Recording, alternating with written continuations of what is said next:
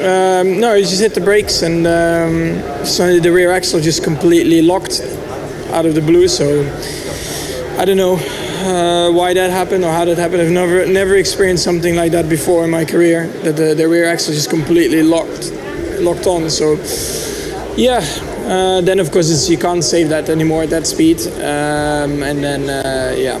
Max Verstappen crashing in the very first qualifying session of the 2026 Formula One season was something nobody expected. 7 minutes into qualifying in Australia, the reigning world champion began his first flying lap. He reached the braking zone for turn 1, touched the brake pedal, and in a split second, the brand new Ford-powered Red Bull RB22 snapped sideways, locked its rear axle, spun almost 180 degrees, and slammed into the barriers before even completing a lap. Season just started. Championship favorite already out. But what Verstappen said immediately after the crash is what has the entire paddock talking. Because on the radio he made something very clear. The rear wheels locked the moment he touched the brakes. Not the front. The rear. And that detail changes the entire story of the accident. Because if the rear axle locked suddenly, this may not be a simple driver mistake at all. It could reveal a hidden weakness in Red Bull's brand new RB22 under the completely new 2026 regulations. And here is the part that makes this even more concerning for Red Bull.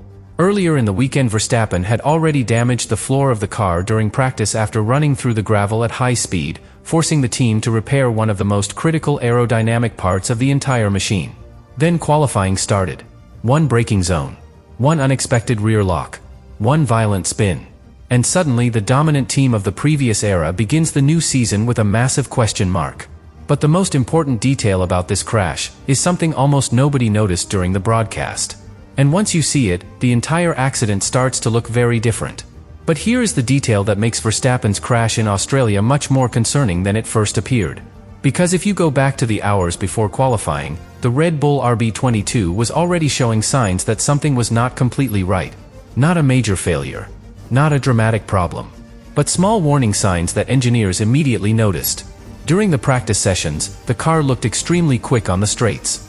In fact, several teams in the paddock were already pointing out how efficient the Red Bull looked in terms of top speed and energy deployment. But at the same time, the car seemed very sensitive when entering corners, especially under braking. And then came the first moment that raised eyebrows inside the Red Bull garage. During practice, Verstappen lost control briefly through a fast section of the circuit. The car ran across the gravel, and part of the floor of the RB22 was damaged, forcing the mechanics to perform a serious repair before qualifying even began. At first glance, this might look like a normal practice mistake. Drivers push the limits during practice all the time. But the floor of a Formula One car under the new 2026 regulations is one of the most important aerodynamic components. It generates a massive portion of the car's downforce. It controls how air flows underneath the chassis. And even a small change in that airflow can affect the balance of the car in ways that are incredibly difficult to predict, especially when the driver is braking from very high speed. Red Bull mechanics repaired the damaged floor. They inspected the structure. And externally, everything appeared ready for qualifying. But internally, engineers still had limited data about how the RB22 would behave at the absolute limit around the Melbourne circuit. And that uncertainty became even bigger because Verstappen also lost valuable track time earlier in the weekend due to an electronic issue that left the car stuck at the pit lane exit. Less laps. Less setup work. Less time understanding how the car reacts to braking loads, tire temperatures, and energy recovery settings. All of that meant Red Bull entered the first qualifying session of the season still searching for the perfect operating window of the car. Then Q1 started. Drivers rushed onto the circuit. Everyone wanted to secure a lap early to avoid elimination. Verstappen left the garage. The RB22 accelerated down the straight. Everything looked completely normal. But what happened just seconds later is the moment that turned a difficult weekend into a shocking one. Because the way the car lost control does not look like a normal driver mistake at all. Because when you slow down the replay of the crash, one detail immediately stands out. Verstappen is still on the straight. The steering wheel is completely straight. The car is stable. Then he touches the brake pedal. And instantly the rear axle locks. Not gradually. Not progressively. Instantly. The back of the RB22 snaps sideways with almost no warning, rotating violently before the car even reaches the corner entry. At that moment Verstappen is no longer controlling the car. He is simply reacting. The Red Bull spins almost 180 degrees. The tires slide across the asphalt. Then the car shoots backwards into the gravel trap before finally slamming into the barrier on the outside of turn 1. For several seconds, nobody inside the paddock says anything. Because drivers at Verstappen's level almost never lose the car like that under braking. Especially in a straight line. And that is why the message he gave on the radio immediately after the crash became so important. Verstappen did not say he braked too late. He did not say he lost the front tires. Instead, he said something extremely specific. The rear simply locked the moment he touched the brake. That comment instantly changed the entire discussion around the crash. Because modern Formula 1 cars do not behave like normal race cars anymore. The braking system is controlled by something called brake-by-wire, which means the rear brakes are partially managed electronically.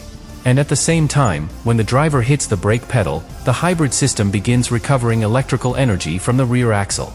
That energy recovery slows the car down while charging the battery. But if the energy recovery becomes too aggressive, or if the calibration between the hybrid system and the hydraulic brakes is not perfectly balanced, the rear wheels can suddenly lock. Almost like pulling a handbrake at 200 miles per hour. Several technical analysts believe this interaction may have played a role in Verstappen's crash.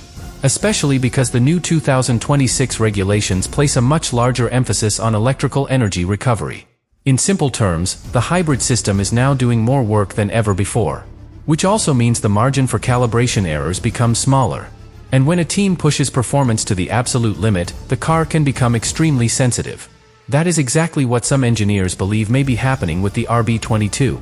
The car looks incredibly fast when everything is perfectly balanced. But when one parameter moves slightly outside the ideal window, the behavior of the car can change dramatically. And that is something the Red Bull team will be investigating very carefully tonight. Because the crash itself lasted only a few seconds.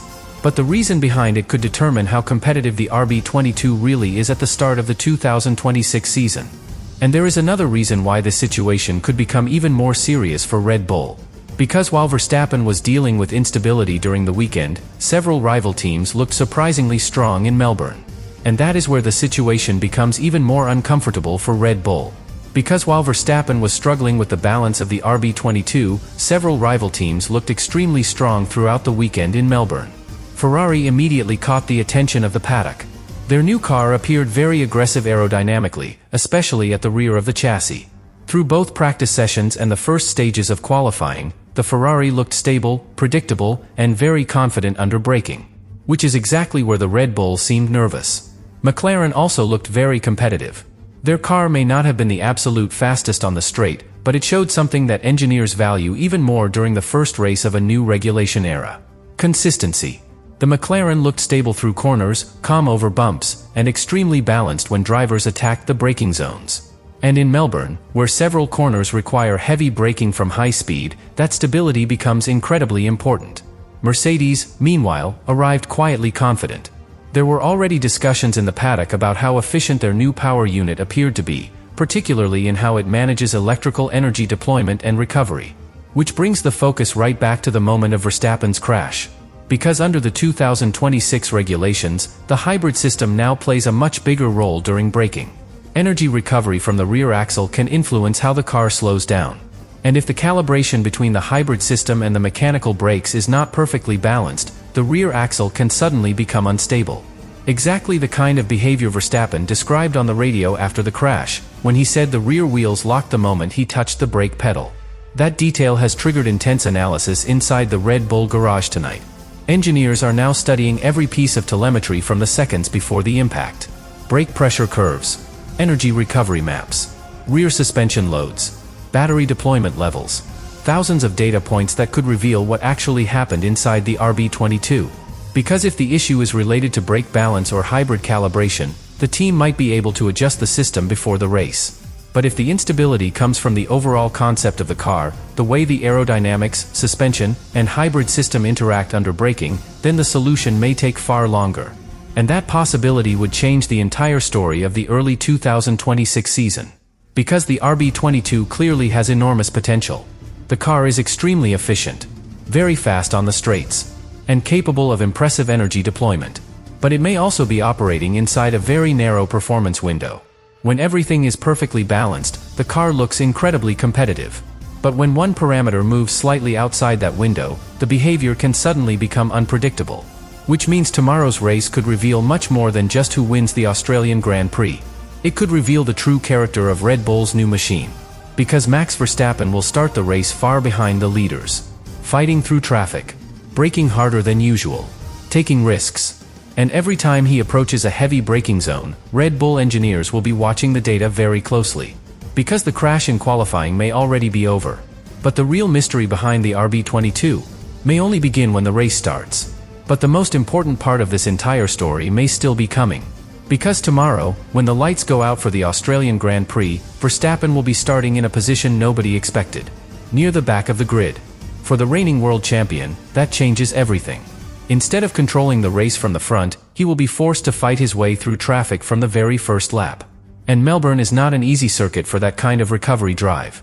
The Albert Park track has several fast sections followed by heavy braking zones, which normally creates overtaking opportunities. But it also creates risk, especially if the car already showed instability under braking during qualifying. And that is exactly the scenario Red Bull engineers are worried about tonight. Because if the rear locking problem appears again during the race, every overtaking attempt could become extremely dangerous. Imagine approaching a car ahead on the main straight, closing in with the incredible top speed the RB22 has shown all weekend, preparing to attack into turn 1, then hitting the brake pedal and feeling the rear of the car suddenly become unstable again. That is the situation Red Bull must avoid at all costs. At the same time, Verstappen is known for something that makes him incredibly dangerous in races like this: aggressive recovery drives. Throughout his career, he has repeatedly shown that starting from the back does not stop him from fighting toward the front. Lap after lap, overtake after overtake, using every opportunity. And the RB22 still has one major advantage that could help him tomorrow: straight line speed. Throughout the weekend in Melbourne, Red Bull's car appeared extremely efficient on the straights, producing some of the strongest top speed figures compared with several rivals. That could allow Verstappen to attack on the long straights of the circuit. But again, speed alone is not enough. Every overtake ends in a braking zone. And that is exactly where the RB22 showed its biggest weakness during qualifying. Which is why tonight inside the Red Bull garage will be one of the most important nights of the entire season. Engineers are analyzing the telemetry from the crash in microscopic detail. They are studying the brake pressure curves, the hybrid energy recovery settings, the interaction between the brake-by-wire system and the electric motor. Every single variable that could explain why the rear axle locked the moment Verstappen touched the brake pedal. Because if they find the cause, they may be able to correct it before the race begins.